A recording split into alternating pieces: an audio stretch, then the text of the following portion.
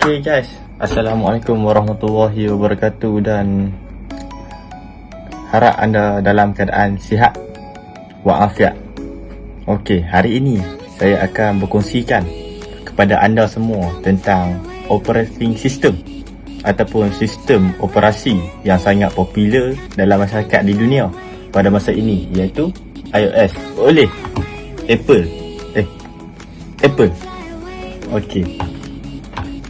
Untuk pengenalan, sistem operasi mudah alih Apple iOS menjalankan peranti iPhone, iPad dan iPod Touch. Asalnya dikenali sebagai iOS iPhone. Namanya ditukar dengan pengenalan iPad. Ia menggunakan antara muka ataupun interface multi sentuh di mana gerak isyarat sederhana mengoperasikan peranti seperti menggesekkan jari anda ke skrin untuk beralih ke halaman berikutnya atau untuk memperkecil. Terdapat lebih daripada 2 juta aplikasi iOS yang boleh dimuat turun di Apple App Store atau dikenali sebagai kedai aplikasi paling popular dari mana-mana peranti mudah alih. Banyak yang telah berubah sejak pelancaran pertama iOS dengan iPhone pada tahun 2007, iaitu kalau tak silap saya iPhone 2G. Kalau tak silap saya. Okey. Apa itu sistem operasi? Okey, dalam istilah paling mudah, sistem operasi ni ataupun operating system ni adalah apa yang ada di antara anda dan peranti fizikal, untuk phone. Okey, ini menafsirkan perintah aplikasi, perisian dan memberikan aplikasi tersebut akses ke fitur peringkat seperti layar, multi sentuh dan penyimpanan. Okey, sistem operasi mudah alih seperti iOS berbeza dari kebanyakan sistem operasi lain kerana mereka meletakkan setiap aplikasi di cangkang pelindung ada special untuk security sendiri yang membuatkan aplikasi ini tidak mengganggu mereka. Reka bentuk ini menjadikan virus tidak mungkin menjangkiti aplikasi pada sistem operasi mudah alih. Walaupun wujud bentuk malware lain, cangkang pelindung ini di sekitar aplikasi juga menimbulkan batasan kerana ia menghalang aplikasi daripada terus berkomunikasi antara satu sama lain. Okey, seterusnya pengurusan proses. Okey, pengurusan proses bermaksud pengiraan rujukan automatik. Daripada perlu menambahkan blok kod yang berasingan untuk mengira rujukan dan menyah-pindahkan memori, ARC mengatasinya. Berfungsi dengan cara yang serupa dengan pengumpulan sampah, namun yang ni bukan sampah, yang ni data. Ia memungkinkan pengurusan memori manual juga. Penyelesai meneliti kod dan menambahkan mesej mempertahankan mesej tu atau melepaskan kod yang disusun. Okey, seterusnya pengurusan memori. Okey, pengurusan memori semasa aplikasi anda dimulakan, iaitu phone dimulakan, kawasan memori tersedia untuk objek anda. Oleh itu, anda membuat objek dan kawasan memori dituntut untuk objek tersebut. Sekarang, pemboleh ubah yang memegang objek adalah penunjuk ke objek itu. Penunjuk ke kawasan memori tepat. Apa yang berlaku di bawah tudung adalah bahawa ketika objek itu dibuat, ia diberi apa yang disebut return count atau rujukan, dan ia mewakili jumlah pemilik untuk objek tertentu. Oleh itu, kita dapat membayangkan menjadi satu seperti yang anda lihat pada gambar ini.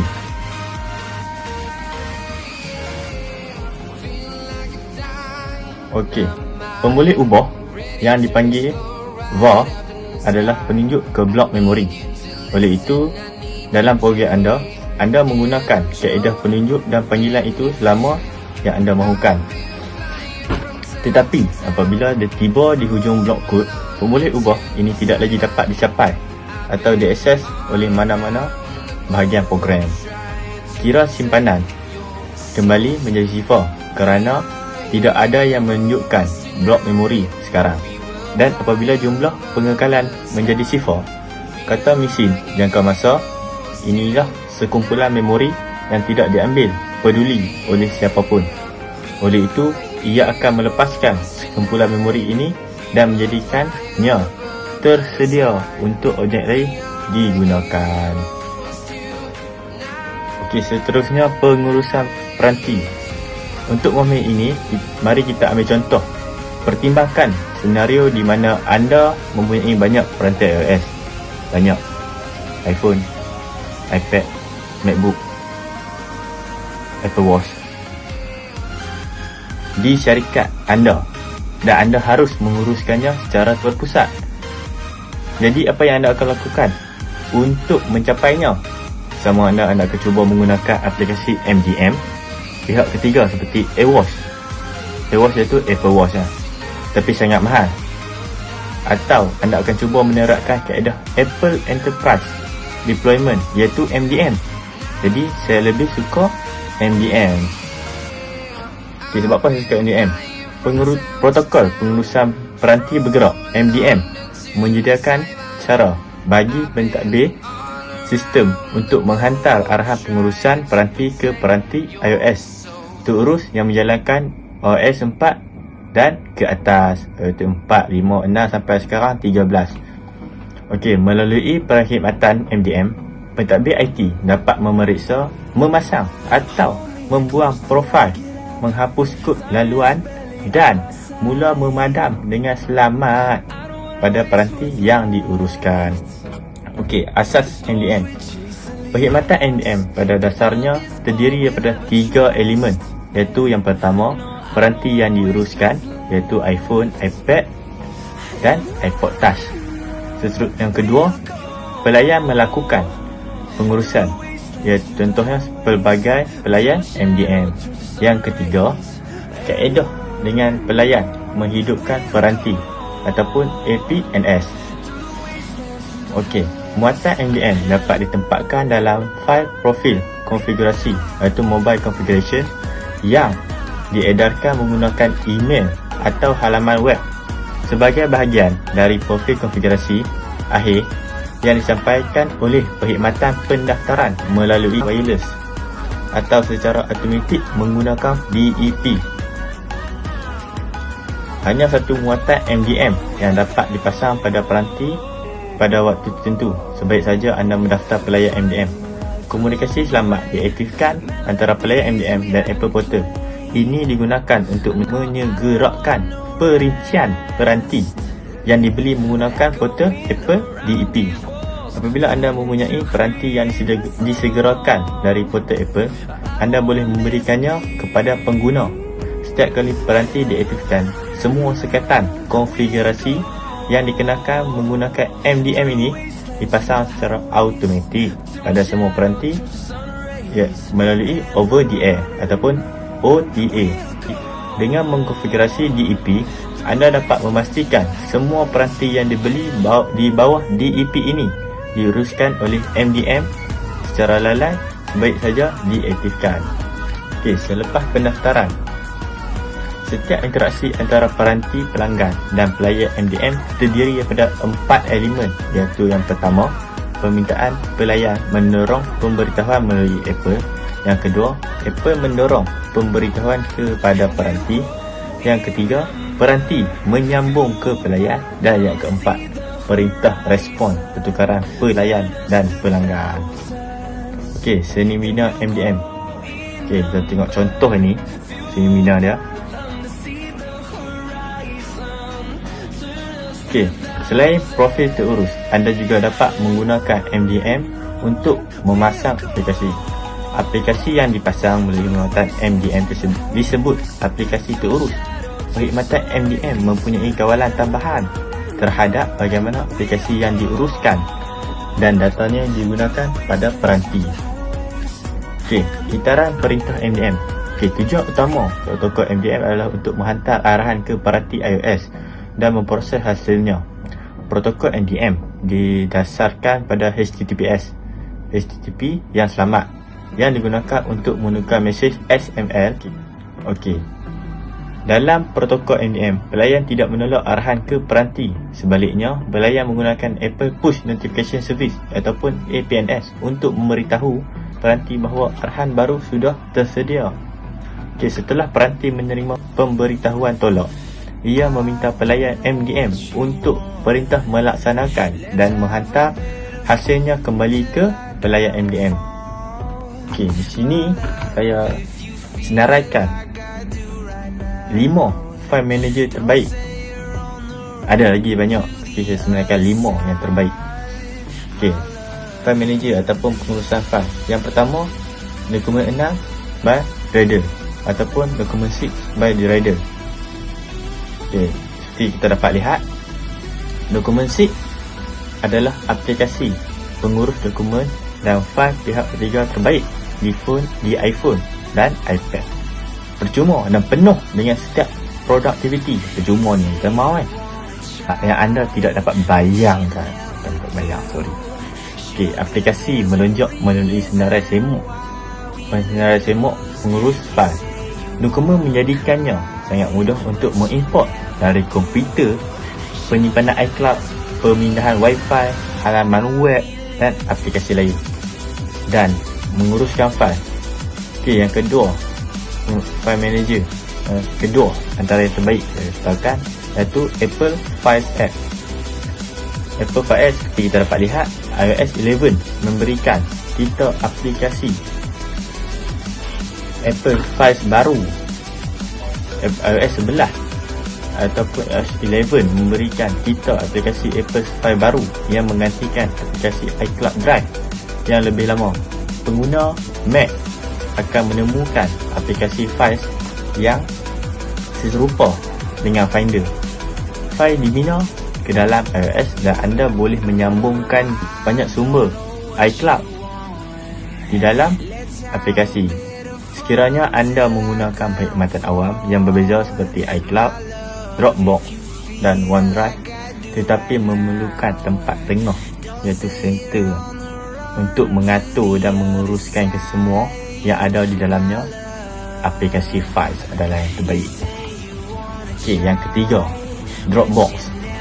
Okey, seperti yang kita dapat lihat, sekiranya semua dokumen dan fail anda disimpan di dalam Dropbox, aplikasi rasmi untuk iPhone dan iPad akan mencukupi untuk anda. Apabila anda menyambungkan internet, apabila mempunyai sambungan internet yang aktif, anda akan mendapat akses ke seluruh library Dropbox ataupun perpustakaan Dropbox anda. Anda dapat membuka fail, melihatnya di Dropbox dan menggunakan sebagai share untuk membukanya dengan cepat di aplikasi yang disokong. Sebagai contoh, jika seorang berkongsi dokumen halaman anda melalui Dropbox, anda boleh membukanya terus ke aplikasi halaman menggunakan lembaran kongsi atau Bluetooth. Okey, anda dapat mengedit fail Word, Excel dan PowerPoint tepat di dalam aplikasi Dropbox. Ini menghilangkan keperluan melompat ataupun anda menggunakan banyak aplikasi. Okey, yang keempat, Goodreader. Okey, seperti kita dapat lihat, sekiranya anda sering berurusan dengan PDF di iPhone atau iPad anda, Goodreader adalah perkara wajib. Anda boleh mengimport PDF dari perkhidmatan awam, pelayan tempatan atau dari komputer anda. Kemudian, anda boleh menggunakan Goodreader untuk menyusun fail anda dalam folder. Goodreader mempunyai mesin rendering PDF yang luar biasa, iaitu pengurusan PDF yang luar biasa, yang menjadikan scroll melalui PDF menjadi kegembiraan di iPad. Ini sesuatu yang mudah, tapi banyak aplikasi tidak dapat melakukannya dengan betul. Ini adalah salah satu daripada beberapa aplikasi yang tidak akan hang, orang kata, sangkut, jam. Apa lagi? Itu je. Apabila anda membuang PDF dengan beratus halaman di dalamnya, so dia tak sangkut. Dia tak sangkut. Itu yang kita mahu. Kita tak mahu let me ish. Tak boleh. Okey, yang terakhir, yang kelima, File Manager and Browser. Okey, seperti kita dapat lihat, File Manager and Browser ni 0.6 boleh menjadi terlalu banyak untuk mengenal UI. Aplikasi pengurus fail dan penyemok imbas adalah alternatif yang baik untuk ini. Ia punya UI yang lebih ringkas dan visual yang membantu anda menyelesaikan banyak tugas. Anda boleh mengimport fail dari PC anda menggunakan pemindahan Wi-Fi sahaja, mengatur fail dan membahaginya dengan aplikasi ketiga. UI aplikasi ini menyenangkan dan memaparkan semua pilihan penting di bahagian bawah skrin dan bukannya menyembunyikannya dalam menu seperti yang dilakukan oleh kebanyakan aplikasi productivity. Okey, banyak yang saya cerita tadi kan, macam-macam saya dah cerita tentang apa itu operating system, apa proses management, pengurusan proses, memory management, pengurusan memori, pengurusan device management, file manager, dan akhir sekali mestilah ada conclusion. Okey, conclusion ya, itu kesimpulan daripada video ini. iOS adalah sistem operasi yang paling disukai untuk telefon pintar dan tablet kerana pendekatan unik Apple dalam menguruskan proses dan memori, terutamanya sekiranya peranti menjalankan web. Sebab apa saya kata yang paling sukai? Yang tengok ramai orang guna lah ni, macam-macam banyak orang guna. Walaupun harga ada sekarang beribu-ribu, 3,000, 4,000, 5,000, 6,000, beribu-ribu, 10,000 pada MacBook. Mac sekarang sampai roda dia pun sangat mahal. Boleh buat umrah, pergi balik berbanyak-banyak kali kan. Tapi sebab apa orang suka? Sebab dia punya operating system yang sangat terbaik. Okey, mestilah orang dengar saya cerita kan, mesti apa ni ya, betul ke orang suka benda ni, operating system ni orang suka. Okey, ni sini saya ceritakan fakta yang menyokong kesimpulan saya ni. Sebab apa iOS ni adalah sistem operasi yang paling disukai tu semua orang. Okey, saya dah buat research lah. Tapi research ni dah dalam 8 tahun lepas saya dah buat research ni. Saya dah buat sendiri. Saya dah agak lah, mesti ada orang ni lah, saya dah agak lah. Okey, pada akhir tahun 2012 ni saya buat research ni. Lepas saya 2012 tu dalam saya baru habis PSR, saya buat research. Okey, habis PSR saya buat research pun tak iOS ni, walaupun time tu saya tak guna phone lagi. Okey, pada akhir tahun 2012 mempunyai perkongsian iOS ni mempunyai perkongsian pasaran sebanyak 21% unit sistem operasi mudah alih telefon pintar, 21% pada 2012. Secara orang panggil apa, kumulatif macam COVID lah, kumulatif kan. Dan kumulatif 65% penggunaan data web mudah alih. Dia banyak gila. Allah gila, banyak kan. Okay, so memang iOS ni sangat terbaik lah. Siapa yang guna Android tu boleh lah berubah pergi iOS. Saya sokong, mesti saya sangat sokong. Okay, itu saja saya rasa perkongsian saya untuk kali ni. Mungkin akan datang ni saya akan kongsikan lebih banyak lah. Okay, saya harap anda terhibur. Okay, like, share dan subscribe channel ini.